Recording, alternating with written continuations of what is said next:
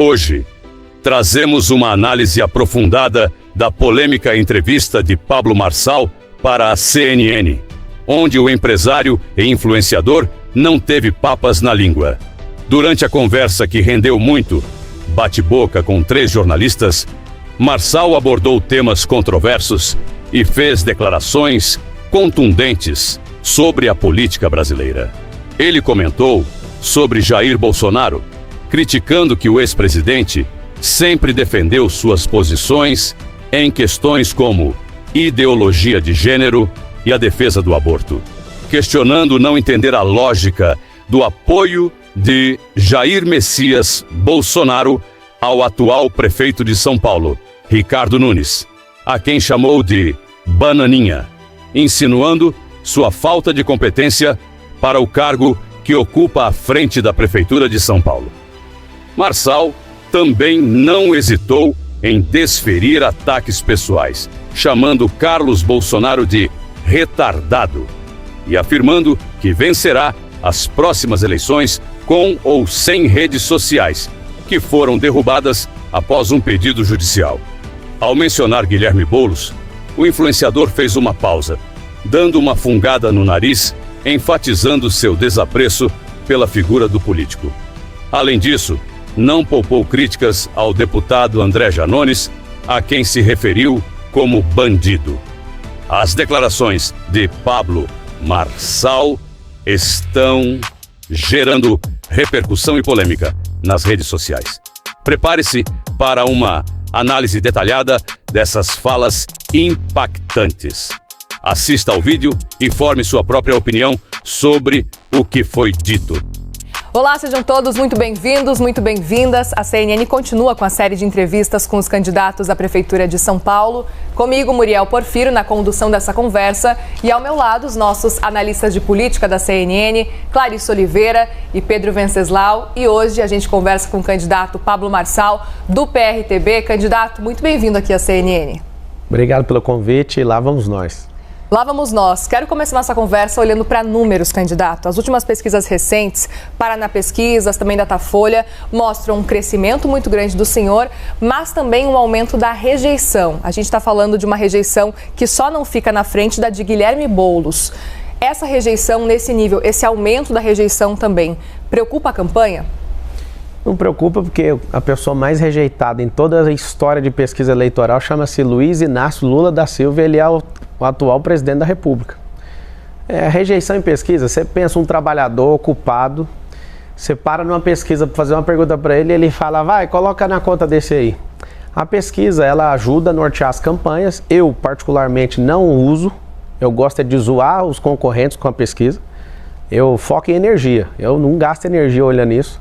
É muito interessante porque a eleição é onda, são 10 candidatos. Se os 10 ficarem achando que vai resolver a vida olhando pesquisa, né? Porque a pesquisa tem alguns...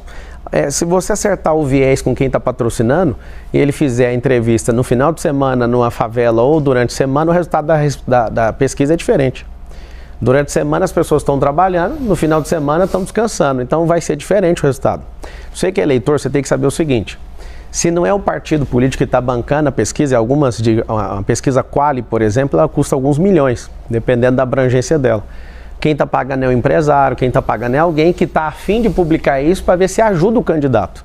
Você pode ver que algumas pesquisas elas não batem umas com as outras. Para que é a pesquisa? Eu vou te explicar. É para dar um jeito de ficar forçando a barra para 2 grupos que queriam vencer a eleição, mas não vão conseguir, que é o Boulos de um lado e o Nunes de outro. Eu não pus R$1 em pesquisa e não vou colocar um único real, porque eu saio na rua e eu sei o que o povo quer. Então o senhor não comemorou o seu crescimento nas pesquisas? Tanto faz. O que eu quero saber é, não existe candidato falando de mudar a mentalidade do povo de São Paulo. Na verdade, nunca existiu na política brasileira. Nós não vi ninguém dos outros 9 falando de fazer esse povo prosperar, não vi ninguém falando de capilarizar empresas e construir 2 milhões de empregos nas periferias, eu não estou vendo ninguém falar disso, estou vendo alguém falando de arroz com feijão, o outro está querendo falar que é impossível fazer tudo, inclusive é impossível ele ser prefeito de novo, que ele foi tacado lá dentro. Então assim, pesquisa de verdade para mim é mais para zoar com os outros, fiquei satisfeito, tem que falar a verdade. Na sexta-feira, se eu não estiver enganado, Marçal está colado no Boulos. Na verdade, a pesquisa errada está mostrando eu na frente junto com aquele cidadão. E, na verdade, o que eu tenho percebido na rua é um pouquinho diferente. Aqui vai um código para todo mundo de São Paulo. Eleição e mineração, você só descobre no dia da apuração. Tá tudo bem. O Bolsonaro, quando foi vencer a eleição, todo mundo falava que o teto dele era 7%, ele virou presidente.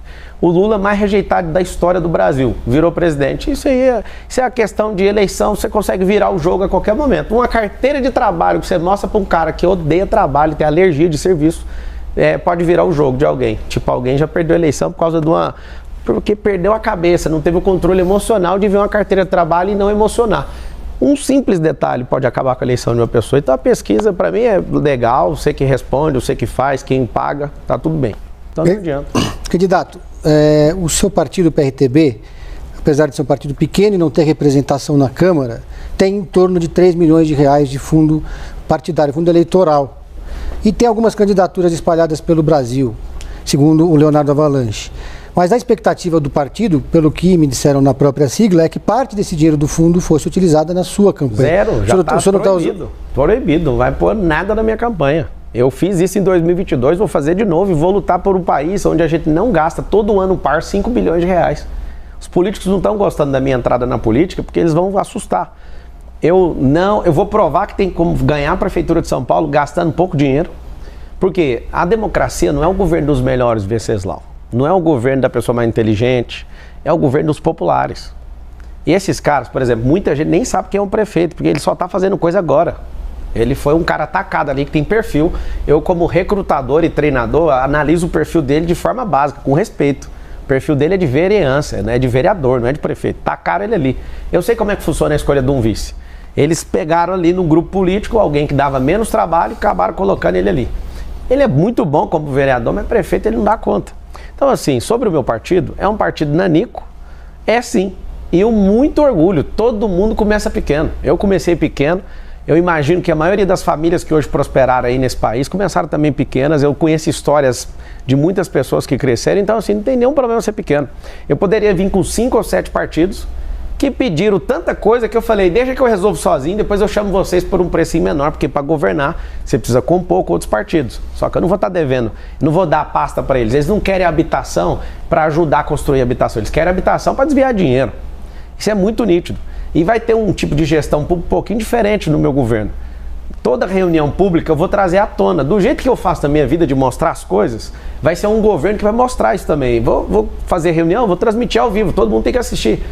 Isso vai inibir corrupção. Eu vou criar um sistema dentro da nossa prefeitura, onde a gente vai investigar o secretariado. Vai ser chato ser secretário do meu governo. Eu vou deixar todos os partidos participarem, mas vai ter um problema. Então, assim, para você saber, da minha parte, o partido não vai colocar dinheiro, e se colocar eu vou mandar devolver. Nós vamos revisar todos os contratos da prefeitura. Nós temos um caixa recorde ano que vem de 120 bilhões e esses caras já lotearam a prefeitura inteira. Esse governo é o governo do Dória, esse governo é o governo do Kassab, é tudo junto e misturado. Eu não entendo até agora o que o Bolsonaro está fazendo num governo, apoiando um governo que defende e aplica ideologia de gênero, são pró-aborto. Cara, tudo que a gente defendeu e lutou por você, Bolsonaro, não faz o mínimo sentido te ver curvando para esses caras do Centrão. Então deixo o meu apelo aqui para falar para vocês, não faz sentido. Como eu não vi e não tinha outro nome, e eu já falei para o Venceslau e para vocês, que a democracia só funciona com quem é popular. A Marina é uma excelente candidata, tem ideias muito boas, tem experiência, trabalha no governo e tudo, mas não tem a popularidade. Não é diminuindo, pelo contrário. Aqui ela disse que é mais preparada que o senhor. Mas eu vou discutir isso com ela. Ela é ótima no serviço público, ela já trabalhou, eu nunca fui funcionário público. Eu estou pedindo para você me dar um emprego. Eu nunca imaginei que um cara que tem um conglomerado multibilionário estava pedindo um emprego. Eu estou pedindo um emprego que dezenas de pessoas ganham mais do que o emprego que eu estou pedindo. Ela realmente é preparada. E se der tudo certo e ela passar no crivo, eu posso colocar ela de secretária que ela quiser, porque ela é boa mesmo. Agora, eu paguei mais impostos em milhões do que todos os 9 juntos. Eu gerei mais riqueza que todos eles. Eu sou alguém que já transformou mais gente nesse país. Vocês acham que eu sou influenciador? Só que eu sou educador, tenho 1,5 milhão de alunos. Eu já provoquei coisas que ninguém imagina nessa política. Então tem muitas pessoas achando que eu ainda estou de brincadeira aqui. Se você somar eles todos, você vai perceber que eu já produzi mais resultado para o povo. Muito mais longe.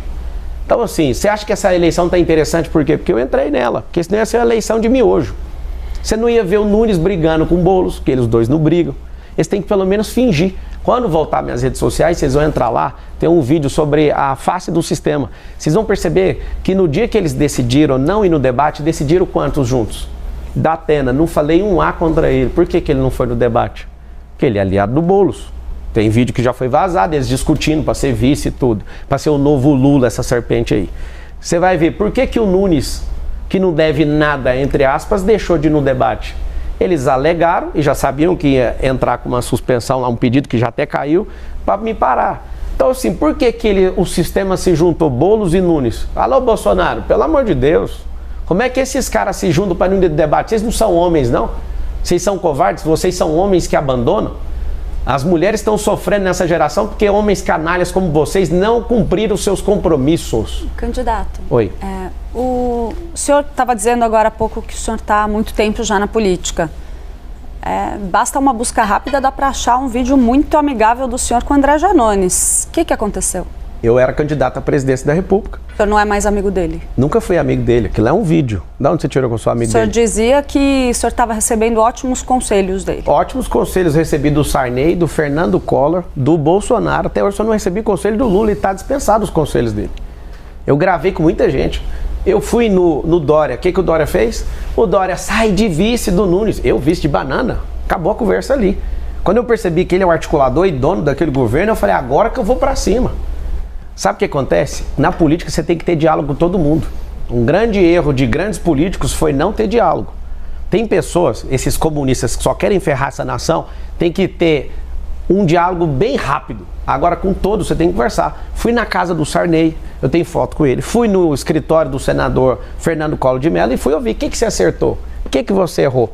Eu sou um cara que modela, eu sou um cara que aprende, não tem problema nenhum. O Janones é um bandido. Foi comprovado, inclusive, obrigado por você trazer esse assunto, o cara que quer ser prefeito aqui, o apoiador de Hamas, o apoiador de ditadura em Venezuela, o cheirador de cocaína, que inclusive eu tenho a prova e vou provar no último debate, já que você só vai nesse, eu vou provar, ninguém vai me segurar. Já foi preso portando droga, eu vou mostrar, tá no segredo de justiça e aguarde que eu tô resolvendo para te mostrar.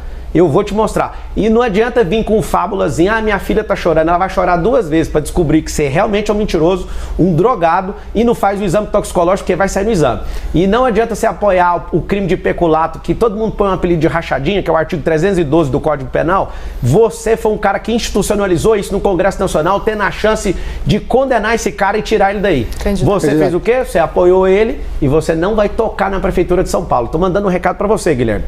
Você me chama de Padre Kel, me chama de ladrão, do lado do Lula você me chamou de bandido, agora você suporta que o negócio vai cair pra cima de você. Candidato, o senhor não teme ser punido na justiça por esse tipo de declaração? Qual que é a declaração? O senhor está acusando um adversário do senhor de usar drogas em público. O senhor não está mostrando dizendo que a prova o senhor está dizendo que a prova O senhor disse que iria mostrar a prova no debate? Eu vou mostrar mesmo. Mas no primeiro debate? Mas qual o problema? Eu tô assumindo, é meu nome, Pablo Marçal, e eu tô falando Candidato, mas o senhor disse que se eu mostrar agora, daqui 2 semanas abafa. Eu conheço brasileiro, mas vou mostrar na hora certa. Mas o senhor disse que apresentaria as provas no primeiro debate, não mostrou nada. São 2. Vocês estão preocupados só com o Guilherme, porque tem uma onda de proteger o Guilherme. Eu até vi, acho que foi só um erro de tipo do Venceslau já chamando ele de prefeito na entrevista. Ele achou bom demais. Todos os outros, eu sei que foi só um deslize ali. Só que vocês estão... eu acho tão bonito esse negócio do Guilherme. O Guilherme é um cara que não serve para fazer nenhuma atividade. Candidato, vamos falar de Jair Bolsonaro agora? Vamos falar do que vocês quiserem. Pois então, candidato, a gente está acompanhando desde a última semana, principalmente, parece que Jair Bolsonaro tem tentado se afastar um pouco da sua candidatura, tem tentado deixar cada vez mais claro de que não apoia o senhor à Prefeitura de São Paulo. Pelo contrário, pelo que a gente está vendo, inclusive, a gente tem visto cada vez mais vídeos de Jair Bolsonaro, dos filhos dele, com Ricardo Nunes. Qual que é a sua avaliação com relação a essa posição, essa postura de Jair Bolsonaro em não apoiar o senhor? O senhor esperava que fosse receber esse apoio? Tá aqui, ó. Tá aqui a medalha do capitão. Ele tem um respeito por mim, eu tenho por ele. Ele não tá afastando da minha campanha porque ele nunca teve da minha campanha. Eu nunca pedi para ele para ser nada. Peguei conselhos dele, me deu 3 conselhos. E os 3 conselhos que ele me deu, eu executei e deu certo. E ele chegou a falar algumas vezes que a prefeitura ia cair no meu colo, que não tinha o que fazer, era só não atrapalhar. Obrigado, capitão. Recebi essa medalha sua. Não te pedi nada, diferente do Nunes, que ficou louco quando viu você me dando essa medalha. Alô, Bolsonaro, cadê minha medalha? Se dá pra perder a eleição. Aí você foi obrigado a dar uma medalha para aquele cara que você não concorda. Mas eu te entendo, eu não tinha chegado. E eu realmente não sou esse frota, essa mulherzinha, como é que ela chama, que é traidora do Bolsonaro, a Joyce Halseman, que o Nunes defendeu ela agora.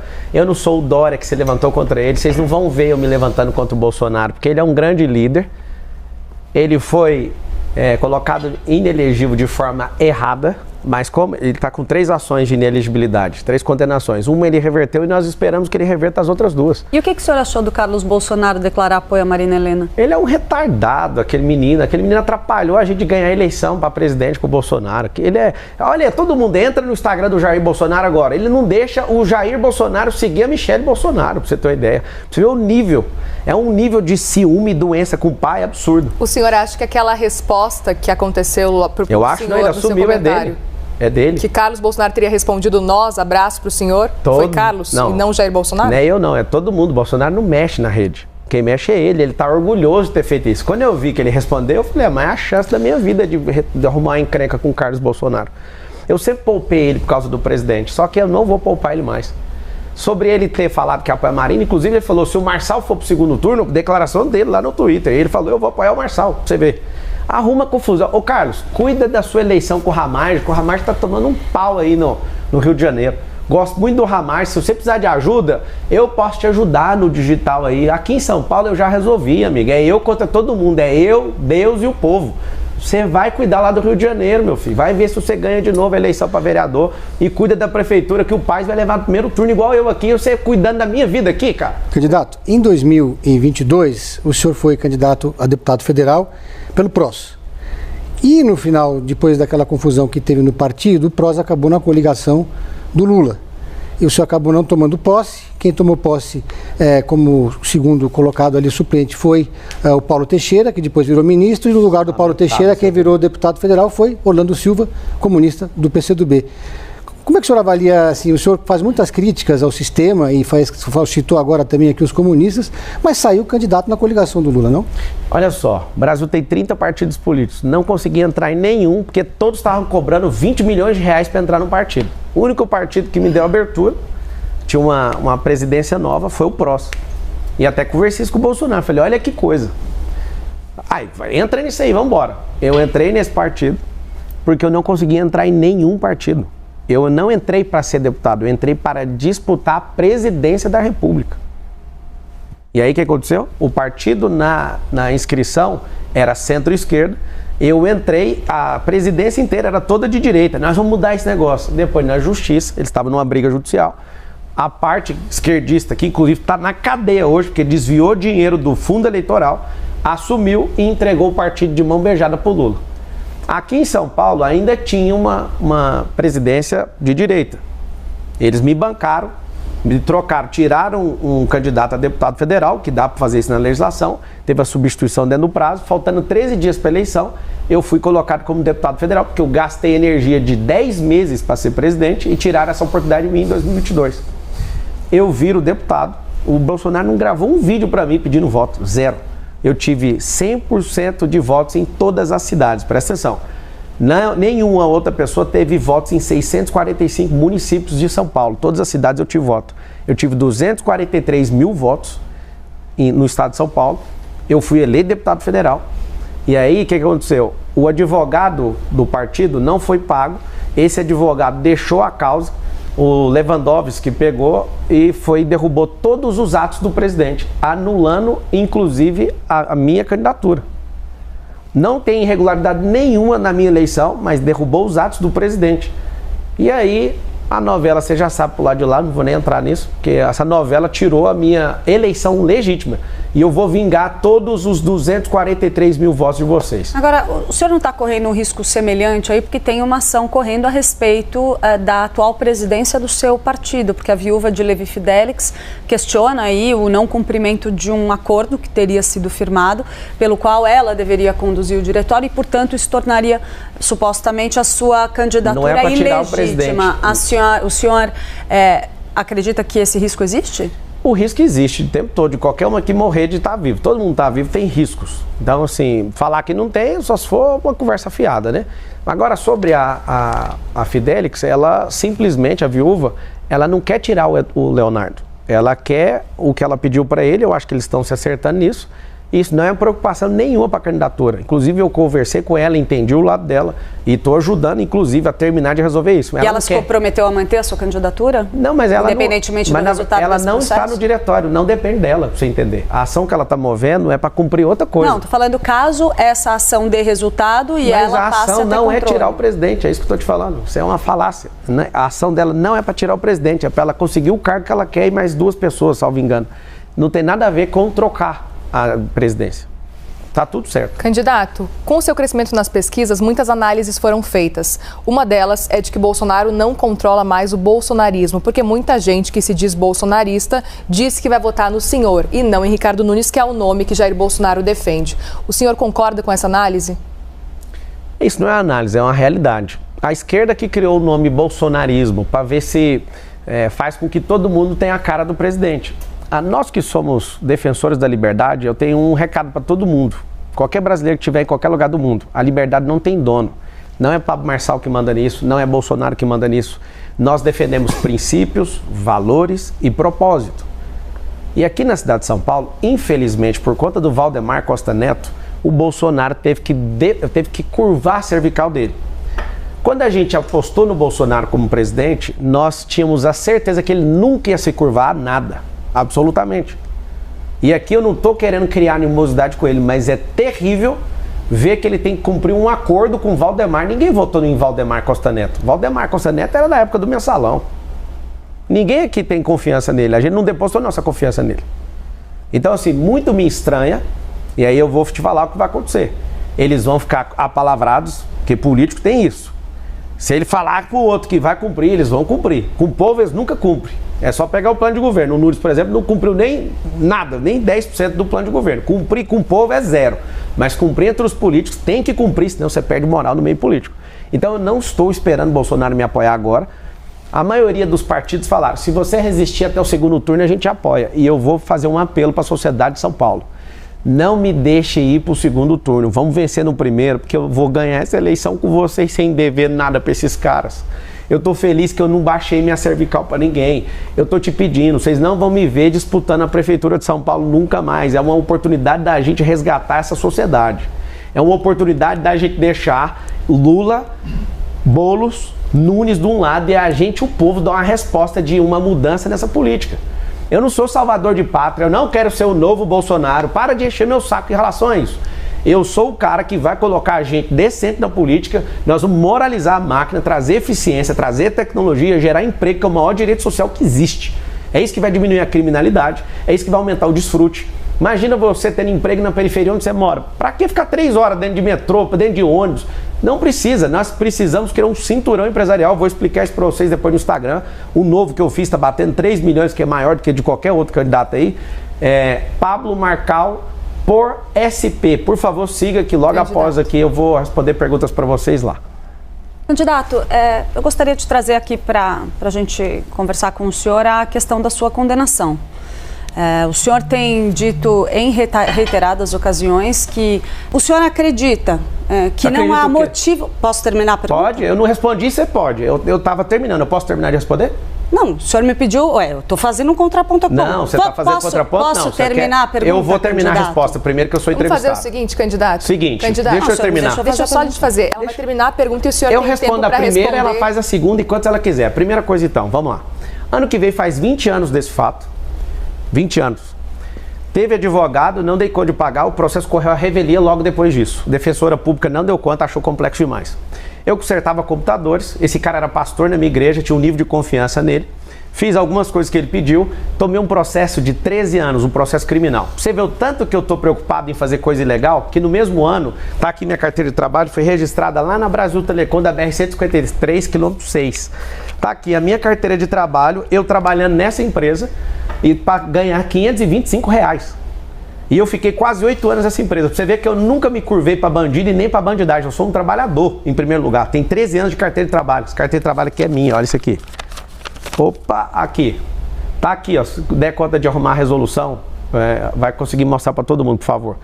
Essa carteira de trabalho é minha. No mesmo ano, eu fui arrumar um serviço. Eu não tenho medo nenhum de processo. E, de fato, eu não tinha R$2.000 para pagar o advogado. Agora, 20 anos se passaram, vocês vão ficar repetindo isso, eu entendo, eu vou explicar toda vez. Só que é o seguinte, eu não deveria isso, o processo não foi transitado em julgado, eu simplesmente larguei isso e acreditei que isso ia ter uma solução. Graças a Deus, pela injustiça que eu sofri, eu repudio injustiça e odeio qualquer pessoa que mexa com isso. Eu odeio esse negócio de bandidagem. Se vocês acharem qualquer coisa que arrebente comigo, pode ir pra cima. Vocês estão caçando coisa em todos os lugares, eu tô aqui para responder tudo. Agora, falar uma coisa que é dever, desculpa, tá? A gente pode recompor aqui, mas quando você falou você deveria, você foi Candidato, um pouco longe da lógica. Se a decisão judicial tivesse seguido adiante, tivesse sido confirmada pela Justiça, sim, poderia ter ocorrido do senhor ter que... Parabéns. Poderia, não deveria. Candidato, sim. Eu estou sendo respeitosa com o senhor. Eu também, eu estou te falando, então você trocou a palavra. Eu peço para o senhor responder respeitosamente. Eu estou respondendo, você usou a palavra correta agora. Poderia, não deveria, porque tem um processo chamado ainda devido. Assim, a gente tem uma condicional, mas não vamos entrar nisso. Não precisa, porque a gente já saiu. Candidato. Sim. O senhor se arrepende de alguma das suas atitudes relacionadas a esse caso? O senhor nunca cometeu nenhum tipo de irregularidade? Opa, claro. Todo mundo aqui, você erra, ela erra. Mas como que o senhor entende, então, as decisões da Justiça contra o senhor agora? O senhor é sempre injustiçado, não tem nada que o senhor tenha feito de errado. Não, tem muita coisa que as pessoas falam, você tá errado, eu ouço, vou lá e paro de fazer. Acha um erro meu que eu repeti 2 vezes, acha você, ué. Eu vou aproveitar o gancho. Se esse mesmo caso tivesse acontecido, se um adversário político seu tivesse sido condenado e prescrito depois de 20 anos, o senhor teria usado isso na hora eleitoral? Ou 2 pesos ou 2 medidas? Primeira coisa, que é o que eu faço e foi isso que me fez prosperar muito, eu ia estudar o caso. Primeira coisa. Aqui tem candidato que bate mulher, ninguém fala nada aqui na entrevista. Aqui tem candidato que dá tiro na porta de boate, ninguém levanta nada disso. Aqui tem candidato que já foi 3 vezes preso. Falou um pouquinho e saiu do assunto. Tá tudo bem pra mim. O que a gente precisa é tratar com isonomia todas as pessoas. E eu vou te pedir perdão aqui, porque eu vi que você não gostou. Só que você usou a expressão errada. Não é deveria. A gente precisa disso. É porque existe um universo jurídico. Eu fiquei 5 anos na academia de direito para ter que ouvir isso, não. Só para a gente deixar claro aqui, candidato, Tá, tudo bem, eu acho que a gente pode continuar a conversa, a gente está tendo uma conversa. Tá maravilhosa aqui. A conversa. Tá maravilhosa, mas peço um pouquinho de respeito, tá? Para a gente conseguir, a gente terminar as perguntas e o senhor, claro, também responder à vontade. A gente não tem tempo aqui estipulando o seu tempo de resposta. Muriel, candidato. Muriel, aponta o que foi falta de respeito da minha parte. A gente está falando aqui já, o senhor bateu palma enquanto a Clarice... Isso é liberdade de expressão. A gente está aqui para ouvir as suas ideias e entrevistar o senhor. Não tem problema, a gente não precisa se alongar nesse assunto. Só aponta, porque você falar assim, a gente precisa recuperar o respeito, eu perdi o respeito. Fala o que foi pontualmente a falta de respeito. Candidato, eu citei aqui, mas vamos seguir adiante, por favor? Vamos seguir com a entrevista, candidato. Eu tô em paz aqui com vocês. Vamos seguir. Deixa eu fazer uma pergunta sobre propostas, então. Vai lá. A gente conversa com muitos especialistas aqui, especialmente em período eleitoral. E eu não encontrei nenhum especialista em cidades que considerasse exequível a sua proposta do teleférico. Eu queria saber se o senhor considera essa proposta exequível. Fala o nome do especialista que falou que não dá, porque eu vou expor ele aqui. Candidato, eu quero saber se o senhor... Não, candidato não, você usa... Conversamos com o especialista. Pedro, você é um cara forte, você dá conta de trazer o nome do especialista. Fala um que fala que não dá, que eu mesmo vou fazer pergunta. O senhor considera exequível? Você acha que vai resolver o problema da cidade no teleférico? 5 vezes mais barato que fazer buraco de metrô no chão. É ecológico, ninguém está falando disso. É silencioso, não para e é para honrar as comunidades. Candidato. Tem, só um pouquinho. Tem em Balneário Camboriú, por falta de gestão não funciona no Alemão, no Rio de Janeiro. Tem em Medellín, tem em Bogotá. Quem foi o especialista que falou que não tem como? Se você puder trazer um, você usou no plural, especialistas. Eu nem vou te cobrar a pluralidade do que você falou. Eu vou cobrar só... Eu vou cobrar não, quem sou eu para te cobrar? Então o senhor conhece algum especialista que disse que é execuível? Claro que é, cara. Essa cidade está entupida. Essa cidade está entupida. Tem 7 milhões de carros. Ninguém está falando da poluição do ar. Essa cidade está faltando empresa nas periferias, porque isso já vai diminuir esse trânsito. A solução mais inteligente do trânsito é a periferia. É emprego na periferia. 2 milhões de empregos vão ser gerados. É interessante porque eu não quero fechar um contrato de 20 bilhões e falar, vamos fazer. Eu vou fazer uma fase, assim como o que eu estou propondo na segurança pública, que é trazer tecnologia com análise preditiva para a gente fazer um anticrime aqui nessa cidade. Vamos fazer um jejum de crime aqui, você vai ver o que vai ser a partir de janeiro. Então, assim, você falar que não tem como, traz o especialista. O prefeito, por exemplo, eu quero usar da prefeitura para a gente construir a maior obra, o maior prédio do mundo aqui, com 1 quilômetro, que é um pouco maior que o Burj Khalifa. Por que eu quero fazer isso? Disrupção da construção civil, geração de emprego e levar desenvolvimento para a Zona Sul. Vai ser ali próximo da área de Interlagos, pelo menos onde eu estou vendo com algumas pessoas que eu imagino. Eu quero levar a prefeitura, sabe para onde? Lá para perto de Brasilândia, de Pirituba, para a Zona Norte, para levar desenvolvimento. Você que está assistindo, por que você mora nas periferias e não tem investimento aí? Porque as pessoas começam a ganhar um pouco de dinheiro e não aguentam o pancadão e já muda daí e vai embora. O governo já não investe aí. Não tem liberação fundiária, né? A gente não consegue liberar a escritura, as empresas não vão. Nós vamos fazer um maior mutirão para abrir empresas aí. Você, quem que não quer ter seu próprio negócio? Nós vamos ensinar isso na escola pública. Seu filho vai aprender empresarização, tecnologias do futuro, vai aprender sobre inteligência emocional. Deixa eu te falar, se continuar do jeito que está, não vai mudar nada na sua vida. Se for o Boulos, se até o que você tem, talvez você pode perder. Me ajuda. Deixa eu te ajudar, deixa eu te servir, eu estou nessa campanha para isso. Me dá a oportunidade, o número é 28, já registra ele no seu coração pro dia 6. Eu quero servir você e eu vou mudar a realidade dessa cidade se você me deixar trabalhar para você. Candidato, ainda sobre teleférico, pode continuar. Podemos seguir sobre teleférico? Claro. Especificamente em La Paz, tá? Na Bolívia, existe um teleférico que serve como transporte público e lá funciona muito bem, importante dizer isso, porque lá é uma situação diferente, a gente está falando de um local que transporte público é muito difícil de funcionar. A gente está falando de uma altitude de 3.600 metros. 35 quilômetros. Pois é, mas funciona muito bem, é importante dizer. Mas a gente está falando de um lugar com 2 milhões de habitantes. A gente tem em São Paulo 12 milhões. Você ouviu que a solução do teleférico é para a periferia e não para toda a cidade? Estou ciente, sim. Só para a periferia. É para investir nesse povo, para fazer centros gastronômicos de empreendedorismo, hotelaria e fazer centros olímpicos. Eu quero trazer o turismo para dentro desses lugares para desenvolver. Sim. Porque não tem investimento privado, não tem emprego lá, não tem nenhum investimento público lá. Isso é para trazer a realidade deles, não é a solução de trânsito da cidade. Se você quiser discutir a situação de trânsito, eu posso te dar as outras.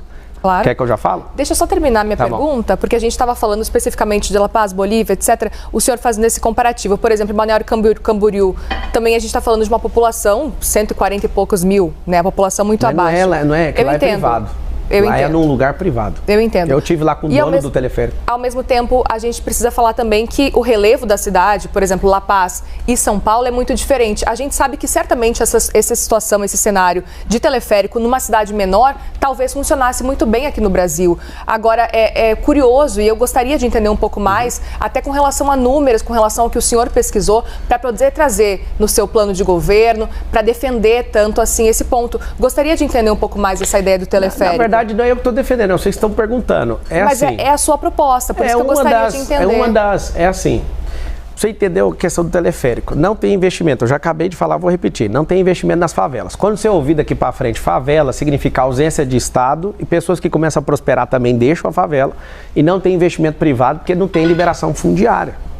O que eu quero fazer? Eu quero levar isso para vocês, e interessante que vocês fiquem incomodados, é porque nenhum político está propondo nada diferente. Eu falo uma coisa diferente, pedrada. É assim. Candidato, desculpe, a gente não está te dando pedrada, a gente quer entender. Eu estou falando com o povo ali, eu estou mirando lá, desculpa. O que eu estou falando é que qualquer solução, por exemplo, o prefeito, como é que alguém vai levar meia hora para subir num prédio de 1 quilômetro? Nunca viajou, cara, você está de brincadeira. Leva 5 minutos para resolver isso aí. E a pessoa que tem essa mentalidade, por exemplo, o monotrilho, se for um monotrilho, aí você fala, mas para quê? É o seguinte, a cidade de São Paulo, ela não foi planejada para ter 12 milhões de pessoas. O que a gente vai fazer? O que é mais rentável para a cidade e menos drástico para a população? Nós vamos desapropriar 10% da cidade para largar a avenida? Para fazer como em Orlando, o subúrbio e desconectar? Não tem como, a cidade já está toda cercada. Então, aqui eu não tenho área, eu sou loteador, eu sou construtor também. Eu não sou um ignorante que estou achando que isso funciona. Eu tenho 19 segmentos diferentes de atuação. Eu atuo na aviação civil, em fazenda, em loteamento e construção. Eu construo um prédio também. Eu estou na rede de escola, eu tenho 2 redes de escola. O que vocês chamam de secretariado, de Ministério do Governo Federal, eu tenho esses negócios dentro do mundo privado. Eu já sei como é que faz, eu não estou achando que funciona. Então, numa cidade que não tem área de expansão, já está cercada. Numa cidade que tem muita área abandonada, mais de 1000 favelas aqui dentro, eu não consigo pegar e sair desapropriando tudo para refazer a cidade. Isso é para beneficiar esse povo, inclusive você que está na periferia, você não vai pagar o transporte de teleférico. Isso vai ser da iniciativa privada, vai ser parceria público-privada. E eu quero saber por que esse povo pega tanto no pé para tirar esse benefício de vocês. Porque a esquerda gosta de sequestrar vocês emocionalmente. Sempre uma promessa, nunca vai fazer. Eu vou provar para vocês, nós vamos fazer uma primeira fase, custa 50 milhões de reais o quilômetro. Só para você ter uma ideia de dimensão, de custo, uma rua, que não dá para pôr rua em lugar nenhum do jeito que está a cidade hoje, tem que fazer uma desapropriação em massa. Ela custa muito mais barato, só que a desapropriação custa 20 vezes mais, porque as áreas de São Paulo são muito nobres. Agora, colocar isso, que não vai fazer um barulho, é ecológico, não para. Nas 10 entradas de rodovia, nós temos 10 rodovias aqui na cidade de São Paulo. Vai ter teleférico e ônibus também, para ligar o quê? Fazer um bolsão de estacionamento para ligar esses bolsões aonde? No sistema de transporte, na rede integrada. E aqui que eu te falo, quais ideias novas que os outros candidatos estão trazendo? Eu amo essa ideia e eu vou te falar, todas as ideias, assim como na rede privada, nós testamos e as pessoas aprovam. Depois a gente dá sequência. Nós vamos fazer com uma favela primeiro. Aí você vai falar, esse negócio é maravilhoso, mudou, agora começou a vir investimento. A gente tem transporte gratuito para a gente se mover. Os turistas começaram a vir. Por quê? Porque a gente deu infraestrutura. Então aprenda. A China, em 1990, tinha um PIB menor que o do Brasil. E o que fez a China, que tinha um PIB, salvo engano, 360 e poucos bilhões de dólares. O Brasil tinha 420 bilhões ou 420 e poucos bilhões de dólares. Em 1990, a China tinha um PIB maior que o Brasil. A China não, o Brasil tinha maior que a China. Hoje, a China tem um PIB de 21 trilhões de dólares, o Brasil tem um PIB de 2,7 trilhões. Se os caras crescerem e deixarem a gente para trás, investir em matriz energética, investir em infraestrutura, investir em educação. A China, em 3 anos, construiu mais do que os Estados Unidos em 100 anos, pra você ter uma noção, com a revolução de infraestrutura. Não estou vendo ninguém falar disso. A gente precisa dar mobilidade para essa cidade, precisa gerar emprego para essa cidade, isso vai diminuir a criminalidade, isso vai aumentar o desfrute, isso vai dar oportunidade para muita gente e vai parar com esse caos, com esse trânsito parado, com esse ar poluído. Ninguém está falando disso. Candidato, a sua adversária Tabata Amaral vem destacando muito algumas declarações do senhor contra ela, que são bastante polêmicas. A começar pela ideia, segundo ela, a visão dela, compreensível, de que por ser mulher, não ser casada, isso seria um problema para ela disputar a Prefeitura de São Paulo, ou se colocar dessa forma. E a outra a respeito da morte do pai dela, em que o senhor, de fato, insinuou ali que o fato de ela estar fora do Brasil estudando em Harvard, o que ela diz que não foi no mesmo período, ou seja, uma informação falsa, que isso seria um dos motivos pelos quais o pai dela se matou. O senhor acha correta essa afirmação? Chegou nisso aí, não. Não, sua declaração era bem clara, candidato. A pessoa às vezes não consegue resolver os problemas dentro de casa, vai resolver de 80 mil pessoas que estão na rua. Por quê? O senhor ainda insiste que a morte do pai dela é culpa dela? Eu sei que está falando isso. Eu, assim, a partir de agora que eu estou liderando a disputa eleitoral do lado do cheirador, eu só vou falar de quem estiver na minha frente. Tá bom? Já está resolvida essa questão, tá tudo certo, você está liberada para ser candidata e está dando um show aí. E quem é esquerdista, pelo amor de Deus, coloca a mão na consciência, vota na Tabata. Não vota naquela figura do Boulos, vota na Tabata, ela é uma menina que precisa de uma chance. Estou aqui, o único candidato da história pedindo para você votar nela, vota. Em 2022 o senhor não se incomodou de ser candidato ao lado de esquerdistas no PROS? Nenhum, não fiquei do lado de ninguém, eu era presidente da República, a candidata a presidente da República, isso não me incomodou nem um pouco, eu não vi ninguém. Não apoiei nenhum esquerdista, zero, e nem vou apoiar. Eu não sou a favor de aborto, eu não sou a favor de liberação de drogas igual o Boulos, eu não sou a favor de ideologia de gênero, eu acredito na ideologia de Gênesis. Homem e mulher. Ah, mas eu tenho ideologia. Isso é coisa da sua cabeça e eu vou te respeitar. Tá tudo certo. Só que eu não vou apoiar. Respeito é diferente de apoio. Candidato, vamos falar sobre Cracolândia? Vamos. Eu li o seu plano de governo, 100 páginas, e eu fiquei com dúvidas e queria uma explicação melhor de qual que é a sua ideia para Cracolândia. Sim. A gente sabe que não existe bala de prata, muitos prefeitos foram, voltaram e não conseguiram... Problemaço. Resolver o que é a Cracolândia hoje. Eu gostaria de ouvir qual que é a sua ideia para a Cracolândia, levando em consideração que essa bala de prata não existe. Não existe mesmo, e que bom que você viu ali. Tem 3 cenários. O Felipe Sabará, que é o comandante do plano de governo, ele já tirou comprovadamente 3.500 pessoas da situação de rua e deu emprego. Isso é comprovado. Às vezes você está no McDonald's agora sendo atendido por uma pessoa que era da Cracolândia. Como é que funciona isso aí? Se quiser pesquisar, você pode olhar na Arca, que é a ONG onde ele começou a fazer isso. Hoje as pessoas estão em situação de rua, e inclusive aumentou 23% em relação ao ano passado, é por conta de uma política pública frouxa do Nunes. Dos 111 bilhões de reais que a prefeitura tem, 1 bilhão é destinado para tirar esse povo da rua. 1 bi. Alguém está roubando esse dinheiro. Não faz sentido isso. E só está aumentando. Tem uma ONG que chama A Craco Resiste. Tem ONG torcendo para não acabar com a Cracolândia. Olha o nível de loucura que a gente está nessa cidade. A média de abordagens para você tirar uma pessoa da rua e levar para o abrigo são 7. Então a gente tem que aumentar a volumetria disso, aumentar o mutirão disso. Fazer investimento para a gente colocar as pessoas em rua para tirar essas pessoas. Eu mesmo estive na porta da Sé convencendo 2 pessoas a sair da rua. Estava do lado do Sabará e meu Deus, eu orei com a pessoa. O cara, acabei de cumprir 11 anos de cadeia, o cara falou. Eu falei, cara, vamos para o abrigo, vamos arrumar um emprego. Aí o cara chorou e eu falei assim para ele, eu sou a sociedade, eu te perdoo, cara. Você já pagou o que você deve, vamos embora. Você tem uma chance nova. Aí ele falou assim, não, eu vou falar com a minha namorada. Eu falei, você está namorando quanto tempo? Tinha poucos dias. Foi falar com ela estava com não sei que tipo de droga. E ela, ele não vai não. Ele desistiu. Aí o Sabará falou, tem que vir mais 6 vezes, porque é 7. As pessoas, elas podem se recuperar dentro de 6 meses ou 12 meses. Tem gente que leva 24 meses para sair dessa situação de miserabilidade. Ela perdeu completamente ali o rumo da vida. Mas são 3 lugares. Primeiro, a rua. A gente precisa aumentar, então, essa quantidade de pessoas, porque isso é só tratar o efeito. Eu vou falar agora de como tratar a causa da Cracolândia.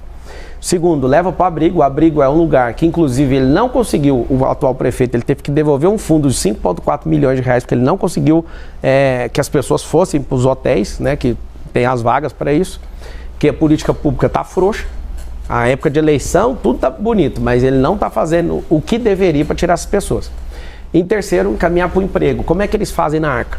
Chega um cardápio, você poderia ser atendente, você poderia ser pintor, que você poderia. A pessoa já tem uma vocação antes de ter ido para a rua. Alguém já trabalhou de pedreiro, alguma coisa. Agora, a gente precisa tratar a causa da Cracolândia. A causa é a receita que está gerando esse tanto de gente na rua. Você vai no interior de São Paulo, são 645 municípios, você exclui a capital, 644. Não tem mendigo no interior de São Paulo. Nós vamos, através do Ministério Público, representar todo mundo que está mandando mendigo, nós vamos rastrear isso. Tem gente colocando mendigo dentro de van e soltando aqui, isso não é novidade, o próprio prefeito sabe disso e fala disso.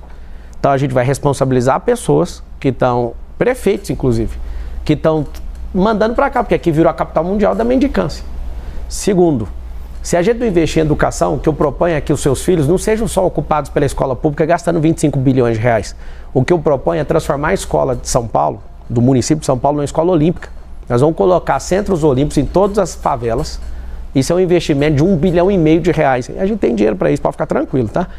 E até vou pedir parcerias público-privado para as empresas construírem. Várias já fizeram campos de futebol, nós vamos fazer centros olímpicos, porque não é só o futebol que as pessoas precisam. Se eu te der uma identidade esportiva para as crianças, elas não vão entrar para a Cracolândia. Sabe por quê? Porque segundo o Felipe Sabará, que foi secretário disso e conhece disso e vive, ele é um filho de bilionário que ama ajudar os outros. Inclusive, no futuro vai ser prefeito dessa cidade, com certeza. É um cara completamente da minha confiança. Veio do governo do Tarcísio para me ajudar. O que a gente entendeu? Lá na Cracolândia você não acha um cara que é esportista. Uma pessoa que é esportista não vai parar na Cracolândia, porque ele aumenta a resistência, ele come bem, ele faz tudo o que precisa ser feito e a gente vai investir no seu filho, porque ele vai ter essa identidade esportiva. Nós precisamos tratar esse efeito agora. Igual, parabéns para a Polícia Civil e Federal, na ação conjunta desmantelou ali, viu que tinha milícia ali dentro. Infelizmente, né, guardas municipais estavam ali, já que não resolve, acabaram enveredando ali para o mundo do crime. A gente precisa de ter ações conjuntas para isso, gerar emprego e levar essas pessoas, sabe para onde? Para a horta, para lugares, para reformar prédio público e afastar elas da rua, porque se estão concentrados, aquele ambiente não vai gerar transformação. Ou seja, é um trabalho de mais de 4 anos. Isso é um trabalho que pode, talvez, conseguir zerar antes de 2030, mas a causa é, se fizer o que eu estou falando, gerando emprego e mudando, dando uma identidade esportiva para as crianças, em 2040 não tem ninguém na rua, em 2050 não tem ninguém na rua. Então, aproveitar essa deixa... Rapidinho. O senhor quer ser candidato a presidente em 2026? Não, eu vou ser prefeito. Eu não vou negar nunca que eu serei presidente do Brasil. Eu não sou... Questão de tempo? Na hora que meu cabelo estiver branco, tiver apanhado bastante, tiver vindo aqui umas 10 vezes, eu acho que precisa de ter esse track aí, né? Esse track record, eu preciso de ganhar experiência, mostrar a política, mostrar o que é o governalismo, que é uma coisa que tem no meu coração. Eu, apesar de ser alguém muito abastado, eu não sou capitalista. Eu odeio socialismo, porque isso não funciona, é mentira. Eu vim de escola pública, me ensinaram que empresário é só explorador, e isso é mentira. Tem muito empresário que está multiplicando talento igual eu, fazendo pessoas prosperarem. Só um pouquinho. Eu não acredito nesse tipo de solução. Você vai ver que comunismo nunca funcionou em lugar nenhum. Eu estou vendo que você está pesquisando o que é governalismo. Governalismo você vai achar, depois vai ficar comprovado que esse neologismo é meu. Você vai achar no site do meu partido e do PRTB que eu escrevi um artigo lá sobre isso. O governalismo é devolver o governo para o povo. Os políticos têm palavras entre eles, mas eles não cumprem as promessas para você, para nós. Então a gente está sozinho. O povo, Deus, e contra esse tanto de gente maluca aí, contra a gente. Já que o senhor não vai ser candidato a presidente em 2026, o senhor se compromete a apoiar o candidato escolhido pelo Jair Bolsonaro ou ele próprio se reverter a elegibilidade? Bolsonaro tem 100% do meu apoio. 100%. O candidato que ele escolher também? Claro que não. Se ele escolher um cara igual o Nunes, aí vai ser a gota d'água. Você tá louco. Nunca que eu vou apoiar um esquerdista, você nunca vai ver essa cena. Quem que é seu principal adversário nessa campanha eleitoral? A miséria, a pobreza. É isso que toca o meu coração. As pessoas estão aí, com todo respeito aos que prestam, porque tem uns que são imprestáveis. Eu não consigo ver a chance de perder essa eleição. Vocês vão ter que tomar, vocês vão ter que me matar. Não tem como eu perder para esses caras. Eu tô aqui sozinho, sem munição, cara. Tô precisando de ajuda. A única coisa que eu tinha de vantagem sobre esses caras, eles me tomaram, que é as minhas redes sociais. Olha a minha cara, você tá preocupado? Eu não tô, eu só preciso da sua ajuda. Não seja um cidadão. Nós somos sócios da mesma cidade. É um contrato social. Eu sou sócio seu nessa cidade. Não deixa para discutir a eleição faltando 24 horas, não. Não dá para convencer as pessoas. Começa a fazer tudo que você pode agora. É um saco esse trem de eleição. Por quê? Porque todo ano par essa encheção de saco. Eu te entendo, eu também sempre quis correr disso. Mas não vai dar para correr, nós vamos ter que resgatar esse país. O propósito do brasileiro é ter uma nação de primeiro mundo até 2050. E nós vamos provar que São Paulo vai sair na frente. São Paulo funcionando, na mão desses caras não vai funcionar nunca. Na mão de alguém que tem resistência, na mão de alguém que tem inteligência emocional, isso aqui vai funcionar. Por favor, me dá esse emprego, eu tô pedindo. Se vocês quiserem saber da minha vida, revira. Se quiser ver meus rins, se quiser ver meu intestino, se quiser ver tudo, eu conto tudo pra vocês. Me dá a chance, o número é 28. Eu tô pedindo, deixa eu trabalhar pra vocês. Tá acabando já quase a nossa conversa, mas pra gente encerrar, queria entender qual dos candidatos o senhor gostaria de estar em um segundo turno? Eu sei que o senhor está pedindo para vencer em primeiro turno, mas se pudesse escolher, com quem o senhor gostaria de estar no segundo turno? Quando eu for candidato a outra coisa e tiver chance de segundo turno, eu te respondo essa pergunta. Não há a mínima chance de ter segundo turno, porque esse povo que está aí, sem chance. Fique em paz, não vai ter segundo turno. As pessoas estão falando isso na rua o tempo inteiro. Não é eu, não. Isso é metafísica. Se eu acreditar nisso, esse é um mundo paralelo. O que eu tenho a ver com isso? Não vai ter. O povo de São Paulo é trabalhador, não gosta de enrolação e vai ser um negócio atropelo. Dia 6 de outubro, às 20 horas e 30 minutos, o William Bonner vai falar assim: Marçal é o novo prefeito de São Paulo, com 55% dos votos. À medida que encerramos nossa análise da entrevista de Pablo Marçal, fica claro que suas declarações provocaram um verdadeiro turbilhão nas redes sociais e na política brasileira. Com críticas afiadas e uma postura desafiadora, Marçal não apenas se posicionou, mas também acendeu um debate sobre temas que muitos preferem evitar. O que você acha das afirmações feitas por ele? Concorda com suas opiniões ou discorda? A política está em constante transformação e vozes como a de Marçal certamente geram reações intensas. Agradecemos pela sua companhia neste vídeo. Não se esqueça de deixar seu comentário, curtir e compartilhar. É inscrever-se no canal para mais análises como esta. Até a próxima!